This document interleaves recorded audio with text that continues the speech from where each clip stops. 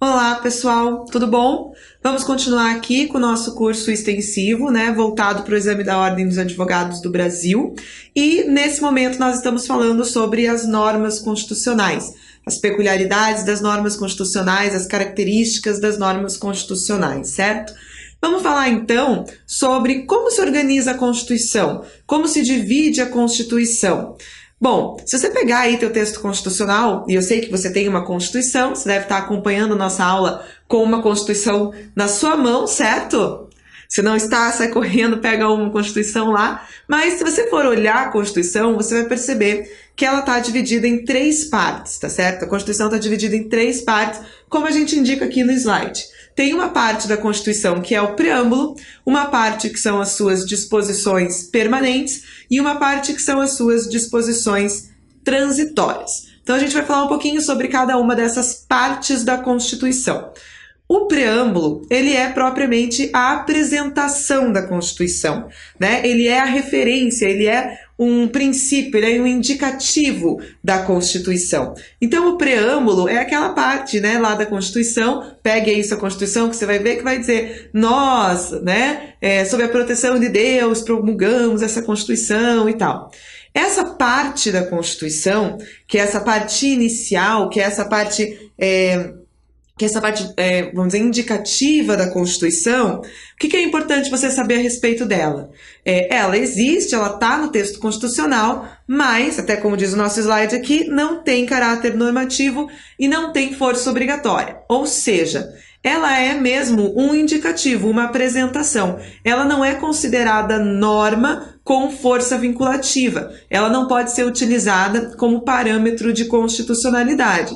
Então, até aqui a gente tem essa questãozinha, por exemplo, aí da discussão sobre a proteção de Deus, Muita gente diz assim, então pelo fato de que no preâmbulo consta essa invocação a Deus, significa que a Constituição brasileira ela dá uma preferência para as religiões que são monoteístas, por exemplo, Não, tá certo? Não. A nossa Constituição ela tem uma opção aí de promoção do fenômeno religioso, isso é verdade. Embora nós sejamos, nós tenhamos um Estado separado da religião, claro, a gente respeita todos os tipos de crença, nós não misturamos o Estado com as religiões, mas o Brasil é um país que, pelas opções da sua Constituição, ele inclusive fomenta a realização, o crescimento das religiões no seio social. Agora, ele de maneira nenhuma pode fazer uma opção por uma religião ou por outra. Então, o fato de constar ali sob a proteção de Deus não significa que a nossa Constituição é católica, ou que a nossa Constituição é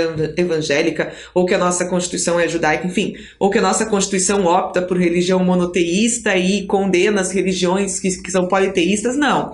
Essa história da invocação a Deus ficou ali no preâmbulo como uma tradição, como uma repetição de outros textos, e quando a gente então lê esse dispositivo tem que entender como um fomento, como uma promoção, como um respeito às diversas religiões, sejam elas monoteístas ou não, tá certo? Então, o que eu tenho que saber do preâmbulo, professora? Bom, você tem que saber que o preâmbulo é a parte inicial da Constituição, ele é uma apresentação do texto constitucional, mas ele não é considerado norma, não tem força vinculante e não é usado como parâmetro de constitucionalidade. Você não pode pegar uma norma infraconstitucional e querer ver se ela é constitucional ou não, medindo essa norma infraconstitucional pelo texto do preâmbulo, tá certo? E isso não sou eu que estou falando, não. Isso quem disse foi o Supremo Tribunal Federal nessa ação direta de inconstitucionalidade, que está referida aqui no slide 2076, tá? Se você tiver curiosidade,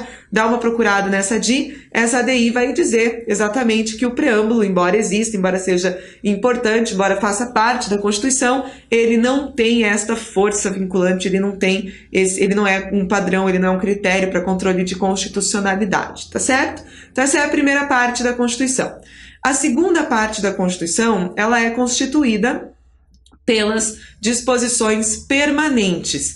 E aí sim nós estamos falando daquele texto constitucional que você vai manejar na tua atuação profissional, que você vai utilizar aí como fonte de estudo, que é onde estão mesmo as opções dessa comunidade, que é essa comunidade na qual a gente vive, do poder constituinte originário, etc. Então é onde estão compreendidos os direitos fundamentais, a organização do Estado, né? É onde está compreendida a questão do regime previdenciário, da ordem tributária, da ordem econômica, da ordem social, dos servidores públicos, enfim, todo aquele conteúdo constitucional, né? Todo aquele conteúdo constitucional dividido em artigos, incisos, alíneas, enfim, mas essa parte da Constituição é aquela parte mesmo que você maneja, tá certo? Que você utiliza da Constituição.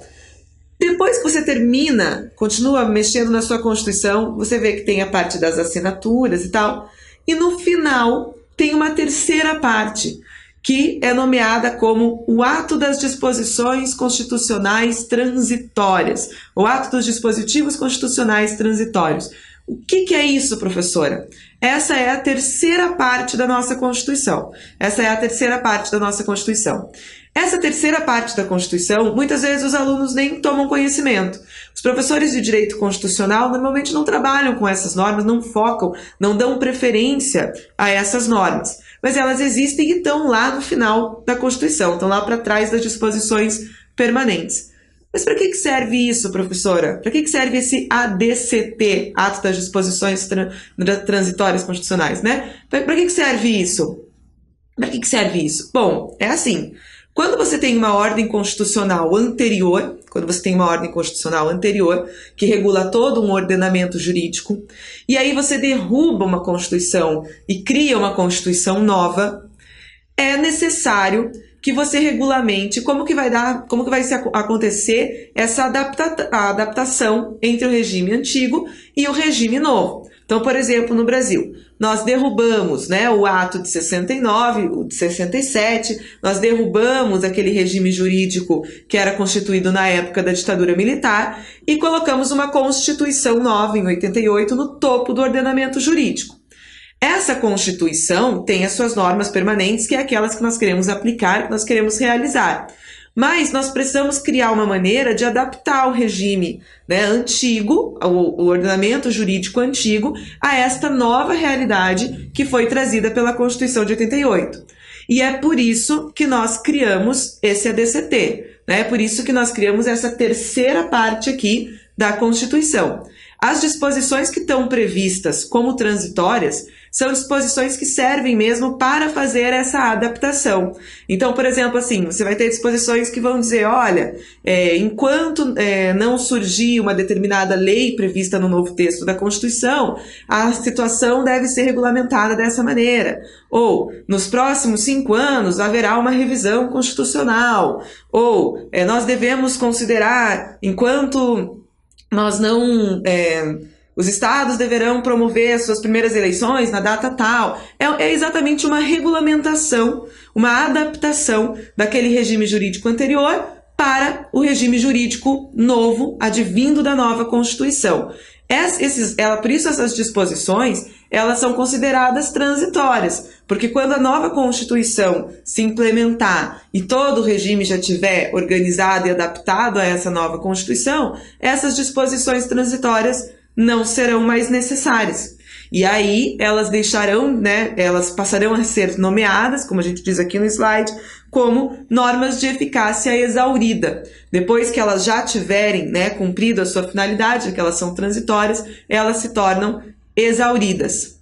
Diferentemente do preâmbulo, o Supremo Tribunal Federal também já se manifestou em relação às disposições transitórias e disse que elas têm força normativa, elas sim têm efeito vinculante, elas sim são parâmetros de constitucionalidade, tá certo? Ali pela ADI 830.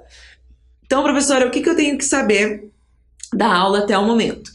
Bom, você tem que saber que nós organizamos a Constituição em 3 partes. Nós dividimos, para estudar ela melhor, em 3 partes. Uma primeira parte que é o preâmbulo, e saber que o preâmbulo não é padrão de controle de constitucionalidade. É isso que perguntam nas provas, a respeito do preâmbulo, tá certo? E saber também que aquela, sob a proteção de Deus, não significa uma opção por uma ordem religiosa. E isso também perguntam em prova.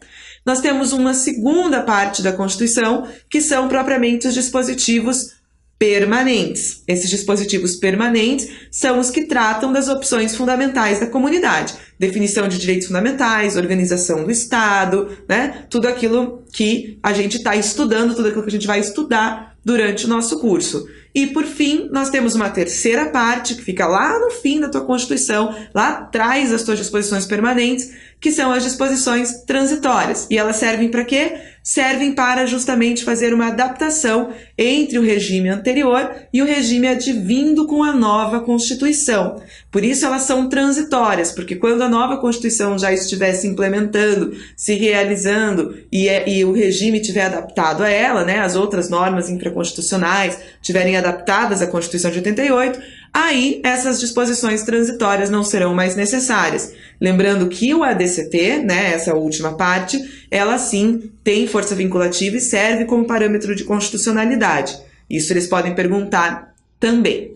Aqui tem uma coisa só em relação às disposições permanentes, ao conteúdo permanente da Constituição, que eu gostaria de comentar com vocês, de ressaltar com vocês para que vocês não se confundam.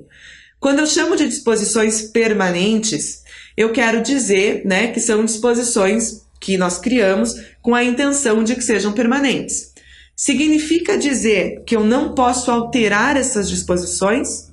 Reflita aí. Não, tá? Eu posso alterar as disposições permanentes. E vocês vão aprender isso ainda. Eu vou alterá-las a partir, né, das emendas constitucionais. Eu só não posso alterar as cláusulas pétreas. Então não confunda isso, não linke a ideia de permanente com a ideia de imutável. As disposições permanentes são aquelas disposições que tratam do conteúdo constitucional propriamente dito. Mas isso não significa que todas elas sejam intocáveis. Na verdade, apenas o que eu não vou poder ser tendente a abolir são as cláusulas pétreas. O restante dessas disposições permanentes eu posso modificar através de emenda constitucional, tá? Então não confunda isso, beleza? Então, a respeito aí da estrutura da Constituição, era isso que eu precisava conversar com vocês. Vamos, né, tratar de outro tema. Vamos começar um novo slide. Vamos falar de hermenêutica. Né? Quando eu falo essa palavra hermenêutica, os alunos normalmente já saíram correndo. Eu imagino que metade da minha audiência já pausou a aula, né? A outra metade já está pensando em pausar, porque normalmente os alunos morrem de medo da hermenêutica, temem a hermenêutica. Ai, meu Deus, professor, é aquele negócio complicado, é aquele negócio que o meu professor de filosofia ensinava, super difícil, que eu nunca entendi nada, que os autores eram difíceis de ler e etc. Realmente, não vou dizer para vocês que hermenêutica seja uma disciplina fácil. Mas aqui, nós não vamos estudar de maneira aprofundada toda a ideia de hermenêutica jurídica ou histórico de hermenêutica jurídica. Não é isso que nos interessa. O que nos interessa aqui vai ser dar uma analisada, uma resumida nas questões de hermenêutica e principalmente nas questões de hermenêutica que interessam ao direito constitucional. Principalmente nós vamos focar nossa análise aqui na parte da hermenêutica constitucional. Mas para a gente começar a falar sobre hermenêutica, eu queria dar um conceito, queria dar uma pincelada, uma ideia do que é a hermenêutica para vocês, e aí você acompanha comigo aqui no nosso slide. Então, a hermenêutica, né? Vamos lá para o conceito. A leitura, compreensão, identificação ou criação de uma resposta para um problema jurídico, né? Se dá mediante os processos hermenêuticos. Então, vamos lá, né? Quando eu tenho a aplicação, vamos dizer assim, a realização do fenômeno jurídico, eu posso ter várias dúvidas a respeito de como aplicar, como interpretar, como resolver, né, como aplicar as normas resolvendo esses conflitos. Então, normalmente, né, A entra com uma ação contra B. A usa como fundamentação um determinado dispositivo e dá uma interpretação a esse dispositivo. B usa como fundamentação para se defender um outro dispositivo ou mesmo e dá a sua interpretação àquele dispositivo. Caberá, por exemplo, ao juiz, né? Nesse caso caberá ao juiz, analisar as teses que foram trazidas por A e por B e chegar a uma conclusão, né? Apresentando uma decisão. Para o juiz fazer isso, ele também terá que analisar o ordenamento jurídico, ver se ele pensa que a solução é a norma e a interpretação trazida pelo A, ver se ele pensa que a solução é a norma e a interpretação trazida pelo B, ou ver se ele encontra ainda uma outra norma, uma outra interpretação. Talvez esse juiz chegue à conclusão de que para o caso que trouxeram para ele, nenhuma norma se aplica. E aí ele precisa encontrar uma solução que está para além, digo assim, nenhum dispositivo, nenhuma lei se aplica. Então ele vai ter que encontrar uma solução que está para além disso na jurisprudência, nos princípios, etc. Então, essa atividade que é cotidiana de leitura, interpretação, busca de resposta aos conflitos jurídicos, essa atividade que é cotidiana, nós para realizarmos isso, precisamos de alguns instrumentos. E a hermenêutica vai nos fornecer, vai nos auxiliar com alguns instrumentos, elementos para interpretação, regras para interpretação, princípios para interpretação, enfim, que vão nos auxiliar a encontrar ou a criar, alguns autores falam encontrar, outros falam criar, as respostas para os conflitos, tá certo? Claro, tudo isso de maneira muito resumida, de maneira muito esquematizada. Se vocês forem analisar com profundidade esses temas hermenêuticos, vocês verão que as questões são muito mais complexas, não é? Muito mais profundas do que isso. Mas para a finalidade de exame de ordem, para a finalidade de resolver questões objetivas no exame da prova da ordem, por enquanto o que eu preciso que vocês saibam que a hermenêutica ela nos auxilia nessa interpretação do ordenamento para criar, para encontrar soluções para os conflitos jurídicos, para os conflitos em relação à interpretação, em relação à aplicação dos textos normativos, enfim. Lembrando aquilo que a gente já conversou em outra aula, que era referente à questão da diferença entre o texto e a norma. Então isso aqui para a gente vai ser muito importante agora. Lembra que a gente falou, olha, o texto é uma coisa, o texto, o enunciado normativo, ele é uma coisa, o dispositivo é uma coisa, e a norma é onde a gente chega com a interpretação desse texto. Então, o texto ele é apenas inicial. Lembram lá o exemplo que eu usei? Era o não matar. A lei penal diz matar alguém, mas a norma quer dizer não matar. Como é que você chega a essa conclusão? Interpretando o texto. Então, e essa interpretação, como que a gente faz? Essa interpretação nós fazemos a partir de padrões de instrumento que a hermenêutica nos fornece, tá certo? Então, por enquanto, o que você tem que saber sobre a ideia de hermenêutica? O que você tem que lembrar disso para a ideia da prova? Relaciona a hermenêutica com interpretação, relaciona a hermenêutica com necessidade que nós temos de instrumentos que nos facilitem, que nos possibilitem a leitura e a descoberta aí de soluções para os problemas jurídicos, tá certo? Então, beleza. Eu trouxe aqui, só para vocês entenderem e relacionarem isso também com a ideia do constitucionalismo, do neoconstitucionalismo, uma classificação que o Roberto Barroso utiliza, tá certo? Roberto Barroso utiliza, o Luiz Roberto Barroso, nosso ministro, agora nosso ministro, quando ele escreveu isso ainda não era, mas ele utiliza essa classificação e eu acho interessante trazer ela para vocês. Ele distingue a hermenêutica constitucional em dois momentos. Um momento que é o plano jurídico dogmático e um momento que é o plano teórico metodológico. Esse primeiro momento, plano jurídico dogmático, ele é o quê? Ele é uma hermenêutica mais tradicional. Ele é uma hermenêutica que era mais adequada àquele período legalista, aquela noção do constitucionalismo, aquela noção da lei como referência, sem falar em Constituição como documento jurídico, mas apenas como documento político. Esse padrão jurídico dogmático, o que ele vai entender? Ele vai entender que para todos os problemas jurídicos que me aparecerem, eu vou encontrar uma solução dentro do ordenamento jurídico a partir das leis, a partir das regras que eu tenho no ordenamento jurídico. Tá certo? Então, para essa hermenêutica do plano jurídico dogmático, como que funcionaria? Eu tenho um problema, eu tenho um caso determinado para resolver, um caso concreto para resolver, como que eu resolvo ele? Eu abro meu vadimeco e vou procurar a resposta, vou procurar a resposta para o meu problema dentro daquelas leis, dentro daquele ordenamento jurídico que existe. O ordenamento jurídico seria completo e eu conseguiria encontrar a solução dentro do ordenamento jurídico. Beleza. E o segundo tipo, professora? E o plano teórico-metodológico? O plano teórico-metodológico, ele já tem mais a ver com o neoconstitucionalismo, ele já tem mais a ver com a colocação da Constituição como uma norma jurídica no topo do ordenamento, ele já tem mais a ver aí com o entendimento de que o ordenamento jurídico ele não é completo, tá certo? De que as normas não dão conta de todas as situações. E aí, o que pensa essa nova hermenêutica, né? Ela pensa que, às vezes, o ordenamento jurídico ele não é suficiente. E como ele não é suficiente, o intérprete, o juiz, vai ter que encontrar, vai ter que descobrir soluções para os casos concretos, né, a partir da aplicação de métodos e a partir da realização da interpretação. Então, quando o juiz encontra um problema, não adianta que ele abra o vade-mecum e saia procurando uma resposta ali. Muitas vezes ele vai ter que criar, ele vai ter que descobrir essa resposta a partir de um processo de interpretação que vai contar com a participação dele próprio, tá certo? O juiz aqui não é boca da lei, o juiz aqui não é só reflexo da lei, o juiz aqui também ele tem uma atividade criativa.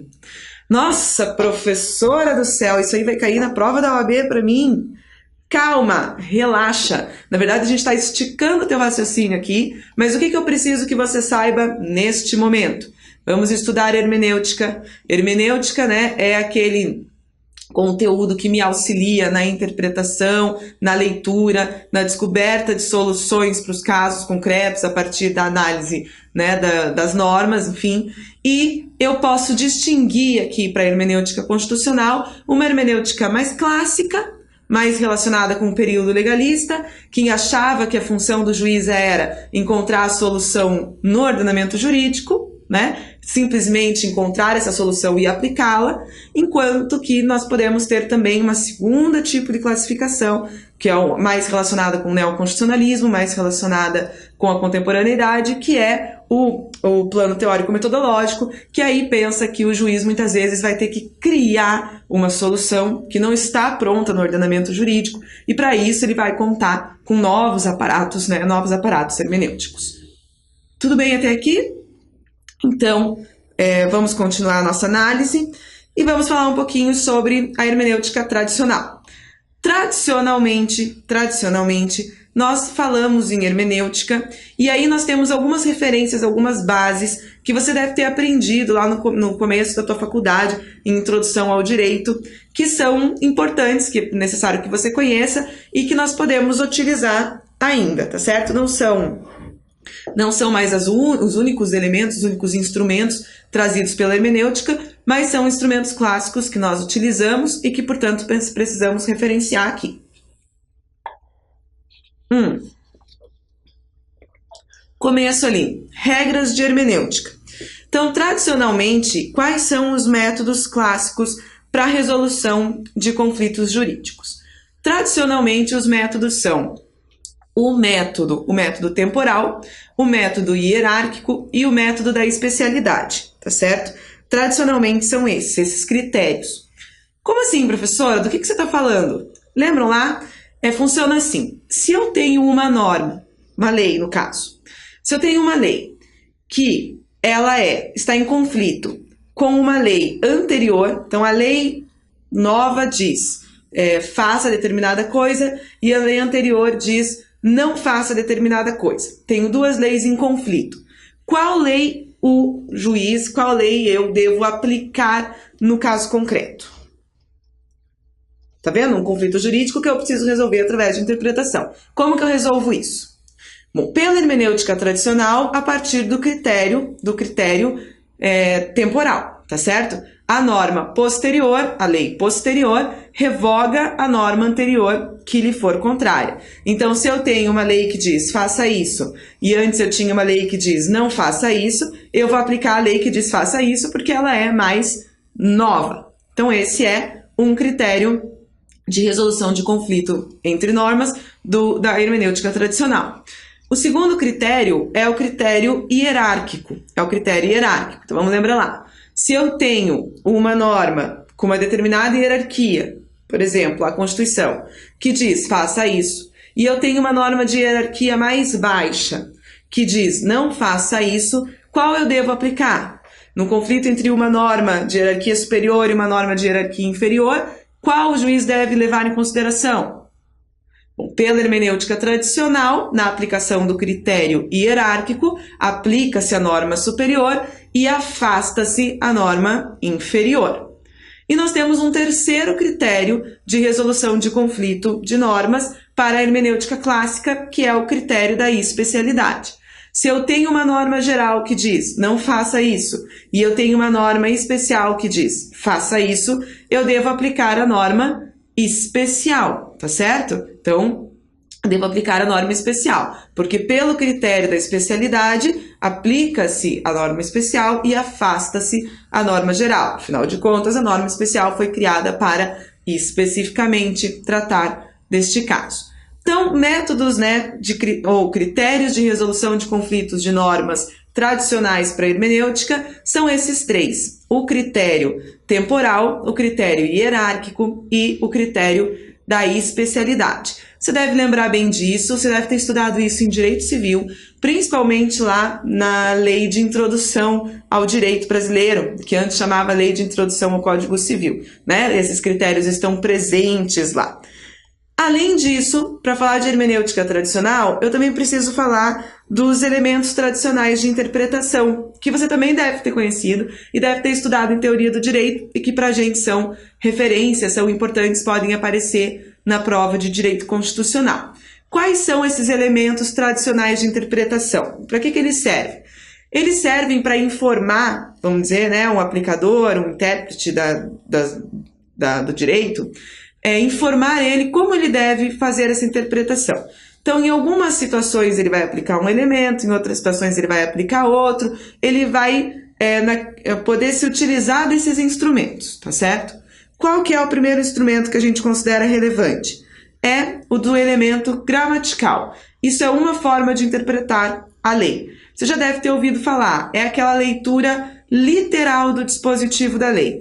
Então, como eu devo aplicar esse determinado dispositivo? Você deve considerar o que o legislador escreveu. Então, por exemplo, se diz assim, a casa é o asilo inviolável, eu vou ler a casa é o asilo inviolável. Então, se alguém pedir para mim assim, posso aplicar essa ideia de casa para apartamento? Você vai dizer não. Posso aplicar essa ideia de casa para barraca de camping? Você vai dizer não. Posso usar essa ideia de casa para escritório? Não. Se você fizer uma interpretação gramatical, literal, você vai tentar compreender o texto, exatamente como ele foi escrito. Pensando assim, se o legislador quisesse ter dito outras coisas, ele teria dito outras coisas. Como ele não disse outras coisas, eu vou considerar apenas o que ele disse, apenas o que está escrito. Também esse método, esse elemento interpretativo da ideia gramatical, ele é considerado, às vezes as pessoas falam que é aquela interpretação pela leitura da letra fria da lei, Esse é um método, vamos dizer assim, tradicional de interpretação, tá certo? Que vem sendo bastante superado. Algumas pessoas ainda utilizam em alguma medida, mas vem sendo bastante superado, tá certo? Mas é importante que você conheça. O outro método que eu preciso me referir é o método histórico. Quando existe uma dúvida sobre como interpretar um determinado texto, você pode buscar, para te auxiliar nessa interpretação, conhecer o momento histórico no qual esse texto foi criado. Como é que pensavam os legisladores no momento em que criaram esse texto de lei? O que é que estava acontecendo no país no momento em que os legisladores criaram esse texto de lei? E aí, qual foi a influência desses acontecimentos históricos para a criação desse texto? E aí você pode tentar, na hora de aplicar o texto, levar em consideração este histórico, tá certo? Você pode levar em consideração este histórico. Além do método histórico, nós temos também o método sistemático. O que é o método sistemático? O método sistemático é o que leva em consideração todo o contexto no qual aquela lei está, aquele dispositivo que você está interpretando, ele está inserido. Então, por exemplo, assim, eu vou ler o dispositivo, o artigo 1º do Código Civil, ou o artigo 2º do Código Civil, enfim, E para interpretar esse artigo, eu não devo ler ele sozinho, de maneira isolada. Pelo elemento, pelo critério sistemático, eu devo levar em consideração todo o diploma normativo no qual esse artigo está inserido e todo o ordenamento jurídico no qual esta lei está inserida, né? Eu devo considerar as outras normas que margeiam. Eu não devo fazer uma interpretação em tiras, eu não devo fazer uma interpretação como se aquele artigo fosse construído de maneira isolada. Eu devo, para interpretá-lo, considerar os outros artigos que fazem parte do mesmo, os outros dispositivos que fazem parte do mesmo diploma normativo e as outras leis que fazem parte do mesmo ordenamento jurídico. Faço uma interpretação sistemática, considero o todo. E, por fim, o último elemento tradicional de interpretação que é importante nós fazermos referência aqui é o elemento teleológico, que é o quê? É você, quando fizer a interpretação de uma determinada lei, tomar em consideração qual a finalidade, qual o objetivo do legislador quando ele criou essa legislação. Onde que eu vou encontrar isso, professora? Muitas vezes na exposição de motivos daquele projeto de lei ou nas discussões que aconteceram no Poder Legislativo no momento da elaboração daquela lei. E aí, quando você estiver interpretando para aplicar aquele dispositivo de lei, você deve levar em consideração, você pode levar em consideração qual era a finalidade, qual era o objetivo buscado pelo legislador quando ele criou essa lei. E será que a interpretação que eu estou dando a essa lei, ela está levando em consideração esse objetivo, essa finalidade? Né? Então, sobre hermenêutica tradicional, eu queria falar o que você tem que saber até aqui, né? Você tem que saber aqueles critérios de resolução de conflitos de normas tradicionais, que é o critério temporal, o critério hierárquico e o critério da especialidade, e você tem que conhecer esses elementos tradicionais de interpretação. O elemento gramatical, o elemento histórico, o elemento sistemático e o elemento teleológico. Tudo bem até aqui? Então, vamos para frente, continuamos falando de hermenêutica. Além desses elementos, essas categorias que eu apresentei da hermenêutica clássica, nós utilizamos para facilitar a interpretação e aplicação do ordenamento jurídico alguns princípios. E tem alguns princípios que são especialmente caros para o direito constitucional, para a interpretação e aplicação das normas constitucionais. E eu vou conversar com vocês agora a respeito desses princípios, tá certo? Então, vamos começar pelo princípio base da interpretação constitucional, que é o princípio da supremacia da Constituição. Acompanha comigo aqui no slide. Supremacia da Constituição. A Constituição é a norma superior e hierarquicamente prevalece sobre todas as outras normas, inclusive sobre as decisões majoritárias. Creio que isso aqui, você que já terminou um curso de Direito, ou você que está no último ano do curso de Direito, já tem uma noção bem clara a respeito disso, né? Dentro do ordenamento jurídico, quem ocupa o topo do ordenamento jurídico? Quem ocupa o topo do ordenamento jurídico é a Constituição Federal. E isso significa o quê? Significa que todas as outras normas dentro desse ordenamento jurídico devem deferência a essa Constituição. Uma norma infraconstitucional, Código Civil, Código Penal, Código de Processo Civil, Código de Processo Penal, Código Tributário, enfim, só tem validade se estiver de acordo com a Constituição, porque a Constituição é suprema. As escolhas constitucionais são as mais importantes e são as que devem vingar.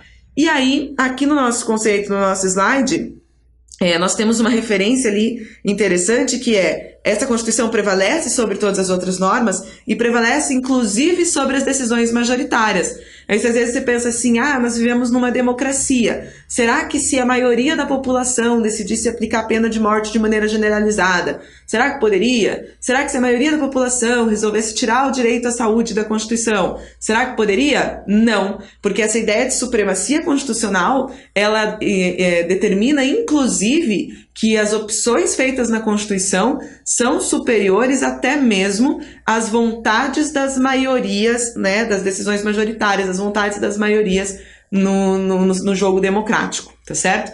para que essas vontades se fizessem efetivas, era preciso derrubar essa Constituição e colocar outra Constituição no lugar. Enquanto a nossa Constituição for a suprema, são os valores que estão escritos nela que são os supremos e que devem vingar, que devem prevalecer. Então, primeiro princípio, o princípio da supremacia constitucional. Entre uma lei infraconstitucional e uma norma constitucional, você sempre vai dar preferência à aplicação da norma constitucional. E o nosso segundo princípio relevante aqui, o segundo princípio que é importante a gente comentar, o princípio da presunção de constitucionalidade. Bom, eu tenho uma Constituição, essa Constituição é o padrão, ela é a referência de todo o ordenamento jurídico. Então, vocês sabem que todas as normas, todas as leis precisam estar de acordo com esta Constituição. Mas essa ideia do que está ou que não está de acordo com a Constituição, ela precisa me trazer alguma segurança, tá certo? Eu não posso questionar ou deixar de aplicar todas as leis considerando uma interpretação pessoal que cada juiz ou que cada pessoa faz a respeito de estarem ou não as leis de acordo com a Constituição. Então, vamos lembrar que toda a produção legislativa, as leis formais e materiais, são criadas pelo parlamento, né, a partir de representantes do povo que são escolhidos em eleições. Então, eu estou falando do quê? Dos legisladores, por exemplo, no âmbito nacional, eu estou falando dos deputados e dos senadores. Eles criam as leis através de um procedimento previsto na Constituição. E aí, quando essas leis entram em vigência, nós devemos presumir, é isso que esse princípio diz, a constitucionalidade das leis. Nós devemos obedecer e devemos, né, seguir o que dizem as leis, porque nós devemos presumir que elas são constitucionais. Ah, professora, mas e se eu achar que a lei é inconstitucional? O que eu faço? Se você achar que a lei é inconstitucional, aí existem mecanismos dentro do sistema que te permitem questionar a constitucionalidade da lei, né, e permitem aos juízes declarar a inconstitucionalidade da lei. Mas enquanto essa declaração não acontece, as leis se presumem constitucionais, até para que nós tenhamos estabilidade e segurança no ordenamento jurídico de como nós devemos nos portar. Como eu devo me portar? Você deve se portar de acordo com a lei. Ah, eu acho que a lei é inconstitucional. Então você deve mover uma ação e conseguir a declaração da inconstitucionalidade dessa lei. Enquanto isso não acontecer, você precisa seguir a lei. Por quê? Porque as leis têm presunção de constitucionalidade. Então esse é o nosso segundo princípio, o princípio da presunção da constitucionalidade, o princípio da presunção da constitucionalidade das normas, tá certo? Então, meus amores, o que eu queria falar com vocês a respeito de princípios até o momento era isso, tá certo? Então eu agradeço muito, né, vocês que ficaram até aqui, assistiram a nossa aula até esse momento. Nós continuaremos falando sobre princípios de interpretação na próxima aula, tá certo? E então é isso, né, pessoal? Até a próxima, obrigada!